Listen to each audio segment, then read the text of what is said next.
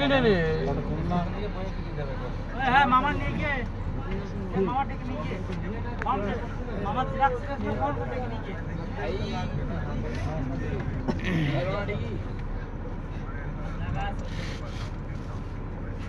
জানি যেগুলো আছে যারা পাইলট থেকে না তারা হাওয়া চালায় ওইগুলো আলাদা ওইটাই আর এগুলো হলো প্রাইভেট প্লেন।